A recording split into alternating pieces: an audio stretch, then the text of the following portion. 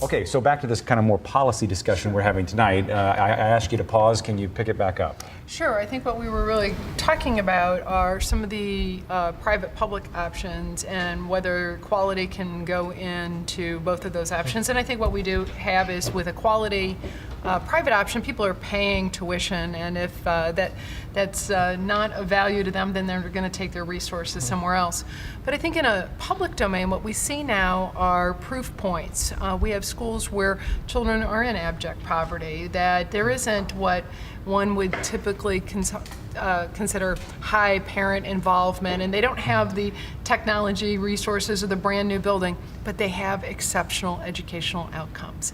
So we see quality happening within the district and within our charter schools. We also see parent choice really driving these new options. The district had waiting lists on some of their high quality schools, and the parents were really frustrated by that. The district listened to them.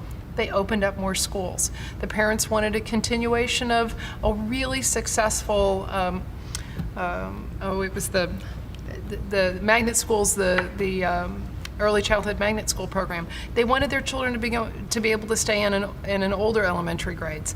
The district opened up Humboldt, and parents filled the building. So when school districts and charter schools and private schools listen to parents, parents will flock to their doors, but it has to be quality. Are we in a period of radical, or is this a growth spurt? I guess if you were optimistic about what's going on, you might call it a growth spurt. Are we in a period where we'll look back and be like, that's when things kind of changed here, at least in the way we do education? I think so. I mean, I think we absolutely have to look at it differently. I mean, that's why we have to reimagine how we're delivering education, and I think that choice opens up doors to doing that. I don't really understand, just because we've done something one way for a long period of time, why we should continue to do that, particularly when you can point at a number of examples where it's just simply failing us. Well, I think it is reimagining education, but I think it's also not just relying on what's been said for a long time, which is, well, if there were just more resources, if there were more textbooks, if there were more dollars.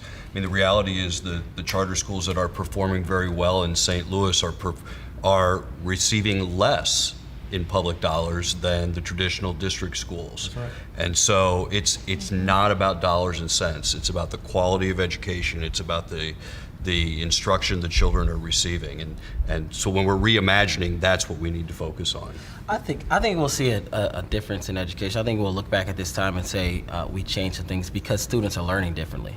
And there are plenty of public schools and other districts that are picking up on that are much faster than any charter school or any school in St. Louis City is doing. And that you see flipped classrooms. You see more technology being used. You see more visual learning. My generation younger, we learn much different from any generation has in the history of this country. Everyone before us has learned literal learning. We're much more visual learners because we watch TV, we watch the 9 Network all day.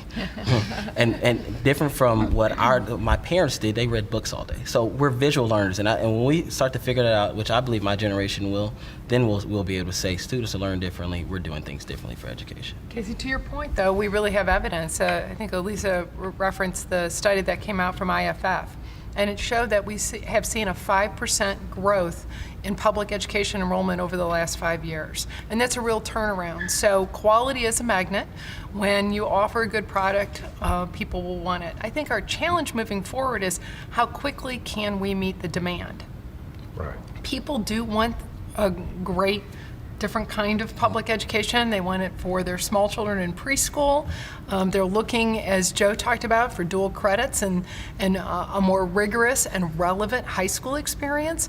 How quickly can our community meet the demands of our families? I think that's the thing going forward. Something else Joe said, you're talking about Joe Nathan from the Center for School Change, I think it was him that said, choice is like electricity. You can do a lot of good with it, and it can do some harm too.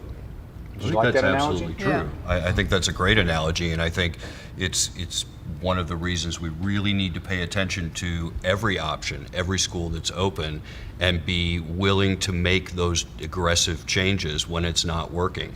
Whether it's it doesn't matter what type of school it is. If it's not meeting the needs of the kids, it needs to be shut down, and you need to move to ensuring that what is put in place We're out of time. works. We're out of time.